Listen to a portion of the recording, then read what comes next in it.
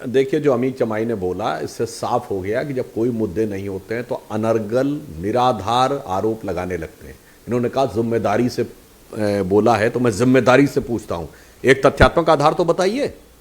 कोई कोर्ट का जजमेंट, कोई फाइंडिंग, जीरो। हां, तथ्यात्मक आधार मैं बताता हूं। आपकी सरकार थी, आपने लखनऊ, फैजाबाद और वाराणसी की अदालत के बम धमाकों के आतंकवादियों से केस विड्रॉ करने की कोशिश की, हाई कोर्ट ने फटकार लगाई, तब आप केस रुक पाए। अदालत का रिकमेंडेशन बता रहा हूं। मुजफ्फरनगर के दंगों में आपने कहा एक ही समुदाय को कंपनसेशन देंगे, अदालत ने फटकार लगाई कि एक ही समुदाय कंपनसेशन नहीं दिया जा सकता है, तब आपने विड्रॉ किया। आप वो हैं जो आप कह रहे हैं दंगाई की बात। कहिए, याद दिलाऊं, 13 सितंबर 1994 इलाहाबाद हाई कोर्ट में घुस गई सपा बसपा की सरकार थी, समाजवादी पार्टी के दंगाई घुस गए, उनको कैंटोनमेंट से आर्मी बुलानी पड़ी। ये तीनों बातें मैंने फैक्ट पे बोली है। जिम्मेदारी से बोलिए तो जरा जिम्मेदारी के साथ करके बोलिए। मान लिया मोदी जी के प्रति बड़ी नफरत है, हीन भावना से ग्रसित हैं, ईर्ष्या से ग्रसित हैं, आप सब लोग मिलकर नहीं रोक पा रहे हैं, क्योंकि भारत एक नई दिशा में आगे बढ़ रहा है और आए बाएं साएं एक्सटॉर्शन बोल रहे थे। कितने पाबंदी किसकी थी? एक मिनट, एक लाइन में हमारी पाबंदी थी। रेपिस्टों को आपने, किसकी पाबंदी थी? सरकार ने कन्विक्टेड अरे सुनिए जनाब, बनाया। एक बात कहना चाहता हूं, मेरी बात पूरी सुन लीजिए। मुसलमान बेटियों के रेपिस्ट, अरे भाई वो रिश्तेदार हैं आपके। देखिए, आपने छोड़ा, आपने मारा कैसी सरकार है आपकी?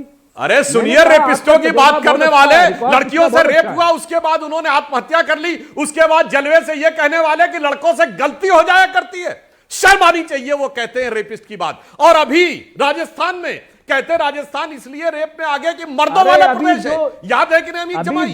और बताओ, आपका जो बेटियां इंसाफ मांग रही थी, अपनी टर्न पे जो न्याय मांग रही थी, होते हैं, और उन्होंने गृहमंत्री प्रधानमंत्री उस मेंबर ऑफ पार्लियामेंट के साथ खड़ा है। ए माई, मैंने आंकड़े और स्टेटमेंट कोट किए, माइक पकड़ के प्रधानमंत्री आज महिलाओं की कैसे बात कर रहे हैं? बयान नहीं दिया है। प्रधानमंत्री को कोई अधिकार नहीं है इस देश की महिलाओं की, उनकी सुरक्षा में बात करने का, उन्हें कोई अधिकार नहीं है। अगर वो मैंने तो बोल दिया, बेटियों के साथ आपने तो रेप के केसेस को फर्जी कहा। इंडी गठबंधन के मुख्यमंत्री ने रेप को मर्दानगी का प्रतीक बताया, रेप को कहा लड़कों से गलती हो जाया करती है। दलित बेटी को जला दिया, भाव भंगिमा बना लो, पर यथार्थ का जवाब दो मेरे भाई। मैंने जिम्मेदारी से बोलना है, और आप जो है हिलडुल के बोल रहे हैं, अपने ऊपर जो पूरा आंदोलन चला रही थी।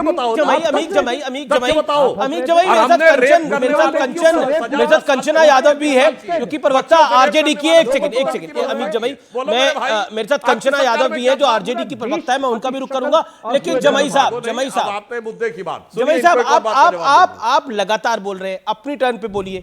आपने बड़े सारे इल्जाम लगा दिए कि बहुत चीजों के एक्सपर्ट है, बहुत चीजों के एक्सपर्ट है। कोर्ट ने, आप अगर आपके पास तथ्य हैं तो सामने रखिए, कोर्ट ने किस चीज में कौन सा सजा सुनाई है, किसमें फैसला सुनाया, अगर कोई तथ्य है तो सामने रखिए। One second.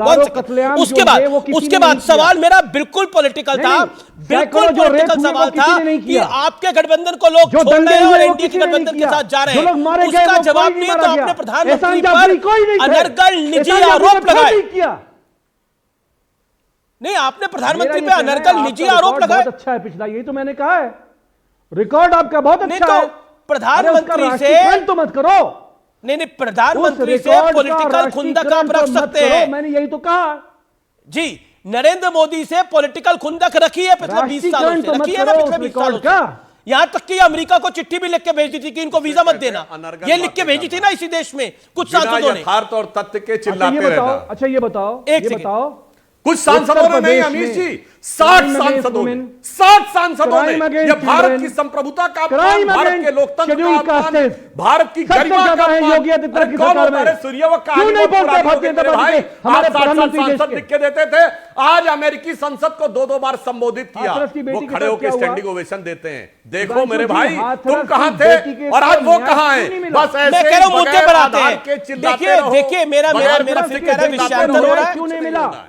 देखिए पॉलिटिकल जवाब, देखिए जब पॉलिटिकल जवाब ना हो तो दूसरी तरफ ले जाओ। मुद्दा इस समय ये है ही नहीं, मुद्दा ये है कि बीजेपी के अलायंस स्ट्रांग हो रहे हैं, दूसरी तरफ अलायंस तो क्या स्ट्रांग हो रहे हैं, आपस में झगड़े हो रहे हैं। एक सेकंड विवेक श्रीवास्तव, एक तरफ तो अलायंस स्ट्रांग हो रहे हैं, दूसरी तरफ झगड़े हो रहे हैं। और अब तो राज ठाकरे को जब से सुप्रिया सुले ने बोला तो संजय राउत गुस्सा गए हैं, कैसे बोल सकते हैं?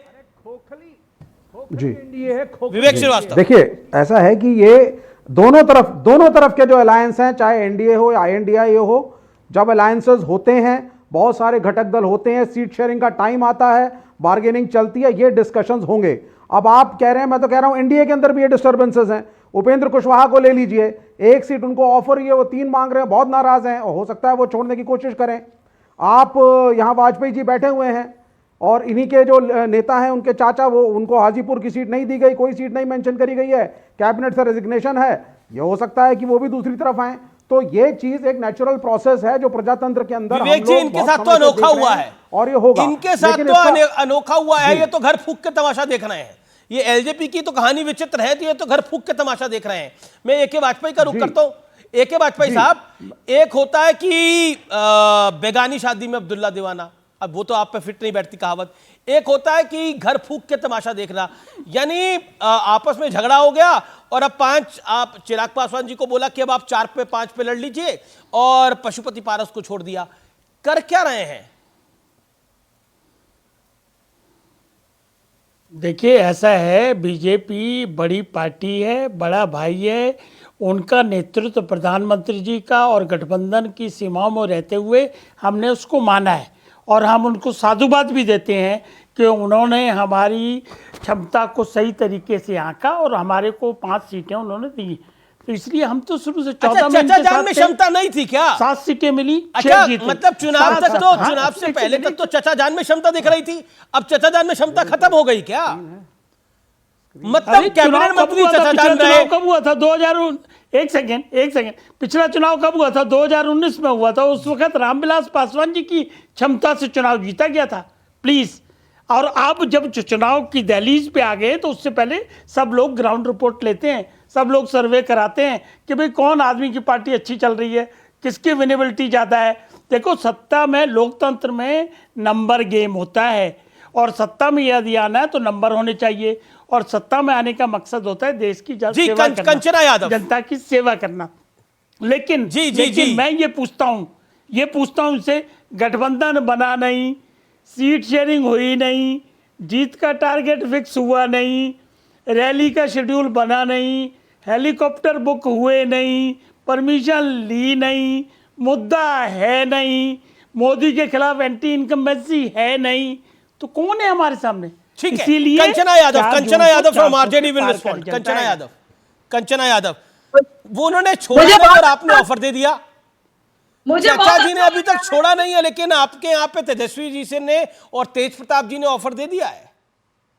देखिए, मुझे बहुत अच्छा लग रहा है कि वाजपेयी जी बड़ा हिसाब रखते हैं हम सबका। और दूसरी बात, मैं भी बड़ी जिम्मेदारी से कहना चाहती हूँ कि ऐसा कोई सगा नहीं जिसको बीजेपी ने ठगा नहीं। अभी तो पशुपति पारस जी को ही ठगा है। आप भी सावधान हो जाइए और चुपके से वहां से निकल जाइए, नहीं तो आपको भी वाजपेयी जी ठग लिया जाएगा। ये बीजेपी है, और यही बीजेपी, सिर्फ बिहार की बात नहीं है। महाराष्ट्र में चाचा भतीजा को अलग करवा दी, और हर जगह, हर स्टेट में घूम रही है कि कहां घर में भाई और भाई को लड़ाया जाए और चाचा और भतीजे को लड़ाया जाए। ये तो छोड़ दीजिए, ये तो राजनीतिक पार्टियां, इन्होंने देश तक को ठग लिया है। क्या किया युवाओं के लिए? इन्होंने 2 करोड़ रोजगार के लिए बात किया था, क्या इन्होंने दिया? क्या इन्होंने दिया? 10 साल अच्छा, कंचन जी एक बात को क्लैरिफाई कर दीजिए। ये आपका चाचा और भतीजे की जो बात है, ये कंचन जी एक चीज क्लैरिफाई कर दीजिए व्यूअर्स के लिए हमारे। ये जो चाचा भतीजा का आपने जिक्र किया, इसमें क्या नीतीश चाचा और भतीजे तेजस्वी यादव का जो गठबंधन